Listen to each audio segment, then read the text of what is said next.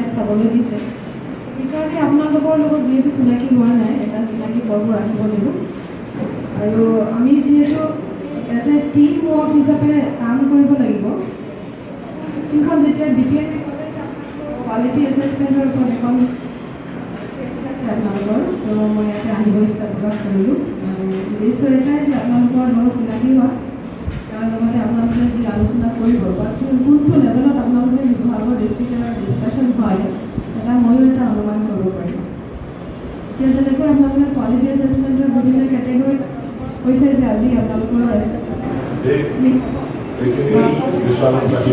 আগবাঢ়ি যাব লাগিব আৰু যদি কিবা সুধিবলগীয়া থাকে যদি কিবা কৰি থাকে আপোনালোকে সেইখিনি আজি এই সময়তে এইখিনি ক্লিয়াৰ কৰি ল'ব যাতে কি বস্তু থাকিব লাগে ফ্ৰিজত কি বস্তু থাকে এটা চিষ্টেম আছে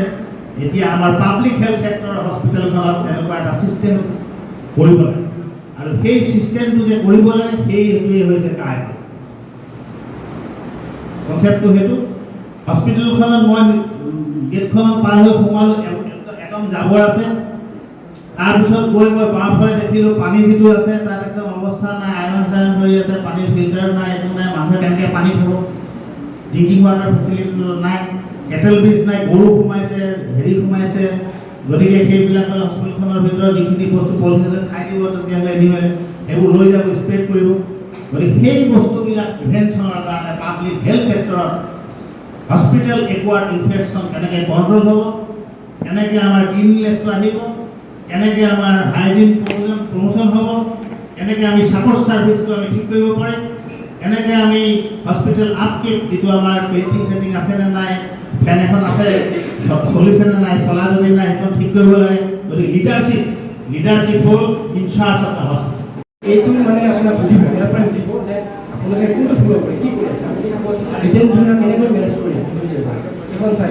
ইয়াত যিটো লিখা আছে আপুনি সেইটো আপুনি আপুনি ক'ব পাৰে তেতিয়া মানে ভাল আৰু নিজৰ আপুনি উলিয়াই দিব পাৰিব লাগিব এইবোৰ লাগিব তাৰ লগতে এতিয়া আপুনি কেনেকৈ আৰম্ভ কৰিব কেনেকৈ কৰিবলৈ জানিবলৈ ট্ৰেইনিং কৰিব লাগিব ট্ৰেইনিং মানে এইটো ট্ৰেইনিং নহয় যে আমাৰ উঠি যাব আমি যাব ডিষ্ট্ৰিক্ট কোচিং हो लक्ष्य हो कायाकल्प हो या मुस्कान हो ये सारे ही क्वालिटी इंप्रूवमेंट प्रोग्राम्स है तो क्वालिटी किसकी हम लोग इम्प्रूव करेंगे मैटरनल चाइल्ड हेल्थ की ताकि हम लोग अपने अपने हॉस्पिटल्स में quality of care services provide कर सके किसको प्रोवाइड करते हैं सर्विसेज हम बेनिफिशरीज जो हमारे यहाँ पे आती हैं ओके तो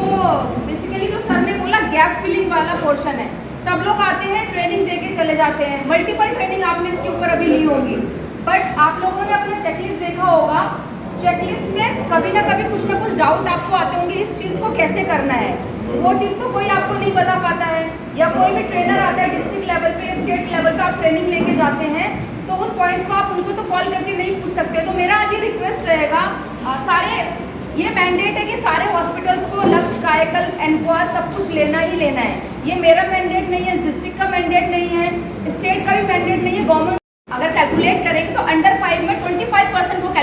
कंट्रीब्यूट करता है नेक्स्ट है हमारा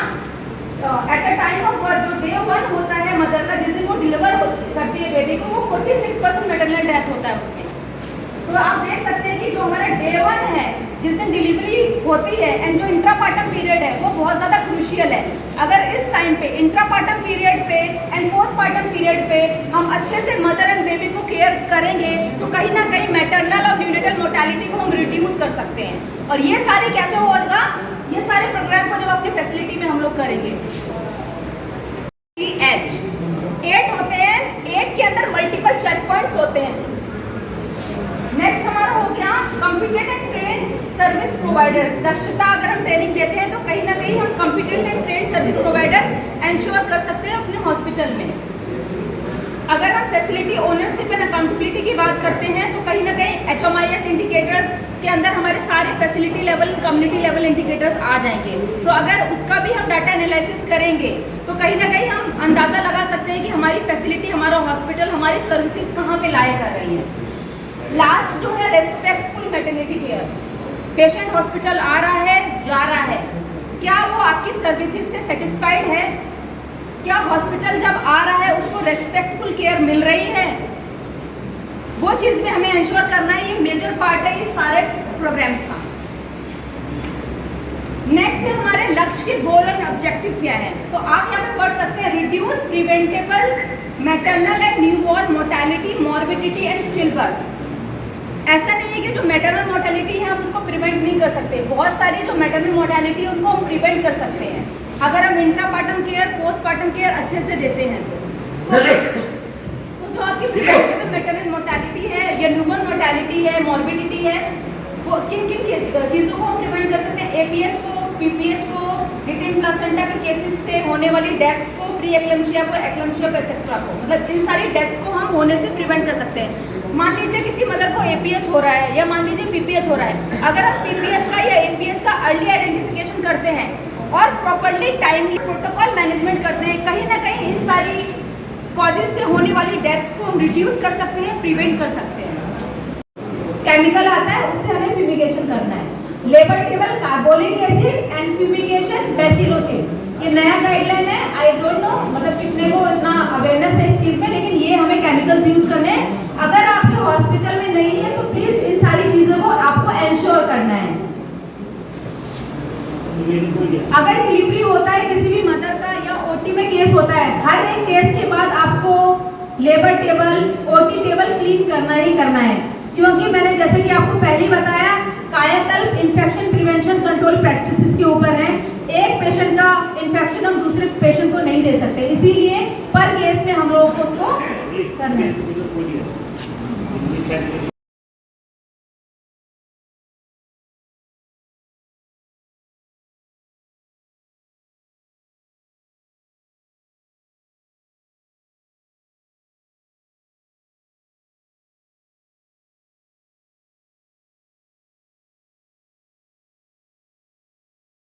नेक्स्ट हो गया हमारा maintenance of furniture and fixers. कोई भी जो फर्नीचर है, बेड है टूटा नहीं होना चाहिए, आपके जो मैट्रेस है वो फटा हुआ नहीं होना चाहिए, मैट्रेस के ऊपर बेडशीट लगा होना चाहिए। दो टाइप के टीम होते हैं, क्वालिटी इंप्रूवमेंट, एक होता है क्वालिटी सर्कल। क्वालिटी इंप्रूवमेंट के अंदर पूरे हॉस्पिटल में जितने भी मेजर लोग हैं, लाइक लैब का जो इंचार्ज होगा, फार्मेसी का जो इंचार्ज होगा, हाउसकीपिंग का जो इंचार्ज होगा, लॉन्ड्री का जो इंचार्ज होगा, डाइट का इंचार्ज होगा, लेबर रूम का जो इंचार्ज होगा, ओटी का जो इंचार्ज होगा, डीएस होंगे, बीपीएम होंगे, एचए होंगे, जो मेजर इंचार्ज है आपके पूरे हॉस्पिटल का, वो क्वालिटी इंप्रूवमेंट के अंदर जाएंगे। क्वालिटी सर्कल के अंदर जो होगा वो डिपार्टमेंटल आपका बनेगा। Quality circle labour room and OT के लिए वहाँ पे 2-4 मेंबर रहेंगे, लेबर रूम का इंचार्ज एंड ओटी का इंचार्ज ओटी में, लेबर रूम का इंचार्ज लेबर रूम में, एंड 2 लोग सपोर्ट करने के लिए। और ये जो मीटिंग होगा क्वालिटी इंप्रूवमेंट का, वो monthly once in a month आपको करना ही करना है। जब एक मीटिंग आप कर रहे हैं तो पिछले जो मिनट्स होंगे, एमओएम मिनट्स ऑफ मीटिंग होंगे, उनको रिव्यू करना है, सो दैट जो हमने लास्ट टाइम डिसीजन लिया उसमें क्या इंप्रूवमेंट हुई है वो भी हमें मेजर करना है। नेक्स्ट आउटकम क्या होगा? कॉम्प्लिकेशन था, तो मदर और बेबी का लास्ट में क्या हुआ,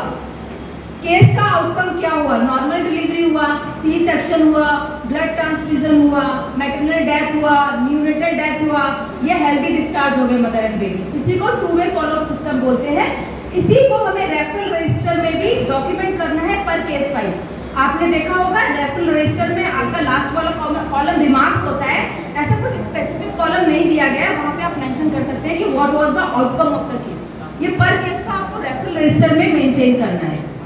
ओके, नेक्स्ट हम आते हैं एनहेंस सेटिस्फेक्शन ऑफ बेनिफिशियरीज। तो हम अगर रेस्पेक्टफुल मैटरनिटी केयर देते हैं किसी भी मदर को या कोई भी बेनिफिशियरी आपके पास आ रहा है, तो कहीं ना कहीं हम उसको सेटिस्फाई, कोई बेनिफिशियरी आ रही है वो बोलेंगे मुझे फ्री दवाई मिल गई तो मेरे लिए वो पूरे सेटिस्फेक्शन है कि हॉस्पिटल अच्छे से सर्विसेज दे रहा है। कोई बोलेगा मैं नॉर्मल डिलीवरी के लिए आई हूँ, मुझे नॉर्मल डिलीवरी अच्छे से हो जाए तो वो फुल्ली सेटिस्फाइड है। कोई बोलेगा ओपीडी में आ रहा है कि डॉक्टर ने मुझे देख लिया, 5 मिनट में मुझे डॉक्टर ने देख के फ्री कर दिया तो उसके लिए फुल्ली सेटिस्फाइड है। ये चीज़ तो हम बोलेंगे, वर्बली तो सब लोग बोल देते कि हाँ हाँ हमारा हॉस्पिटल ये सारी चीज़ें कर रहा है, तो क्या हम डॉक्यूमेंट में उसको इंश्योर कर पाएंगे? बिकॉज लक्ष्य हो, कायाकल्प हो,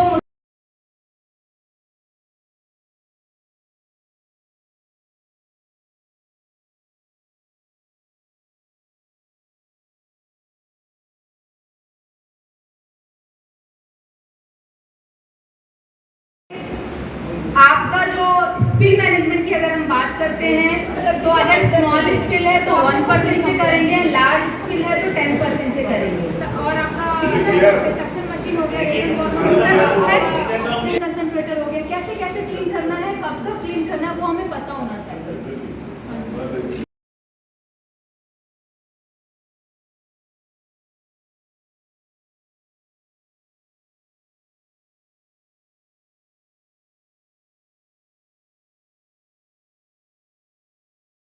সেই যিটো মপি লেবাৰ মত তাক এটা বস্তু ফিক্স কৰি দিছিলে, এইটো ইনষ্ট্ৰাকশ্যন আছে মেডামৰ পৰা আহিছিলে 10% হাইড্ৰক্লাইড সলিউশ্যনটো এভেইলেবল হ'বই লাগিব, মানে লেবাৰৰ অধিকাৰ 10% মনত ৰাখিব।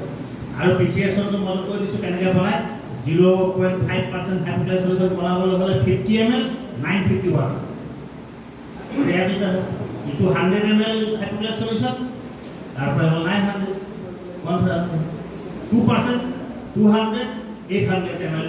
water। এইটো আমাৰ ফৰ্মুলা আছে, তহঁতৰ চবকে আমি পঠাই দিম। আৰু ব্লিচিং পাউডাৰ এইটো 33% ষ্টেণ্ডত থাকি আহিছে, একদম বহুত বেনিফিট হৈ গ'ল। আগতে আহিছিলে So that जो भी हम हाउसकीपिंग की क्लीनिनेस की सर्विसेज हॉस्पिटल में कर रहे हैं, एक्टिविटीज कर रहे हैं, वो हम प्रूव कर सके, क्योंकि विदाउट रिकॉर्ड तो हम कुछ भी प्रूव नहीं कर पाएंगे। तो हाउसकीपिंग चेकलिस्ट टॉयलेट की होनी चाहिए, पेशेंट केयर एरिया की होनी चाहिए, प्रोसीजर एरिया की होनी चाहिए। और इस चीज़ को मॉनिटर करने के लिए एक नर्स दे सकते हैं आप लोग, इन्फेक्शन कंट्रोल नर्स, या फिर मेट्रोन को पूरे हॉस्पिटल का या नर्सिंग इंचार्ज को पूरे हॉस्पिटल का चेकलिस्ट दे सकते हैं कि आपको रोज जाना है और ये चेकलिस्ट बनी कहाँ पे क्लीन हुआ है, कहाँ पे नहीं हुआ है। वो चेकलिस्ट मेरे पास है, आप चाहेंगे तो मैं प्रोवाइड कर सकती हूँ।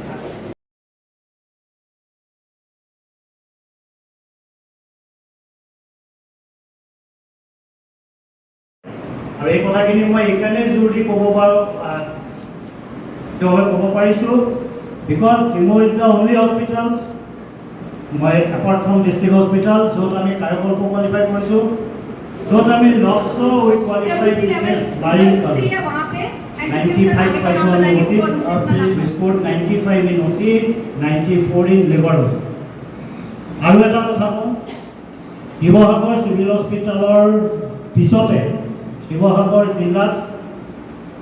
সকলোতকৈ বেছি ডেলিভাৰী চিজাৰিনে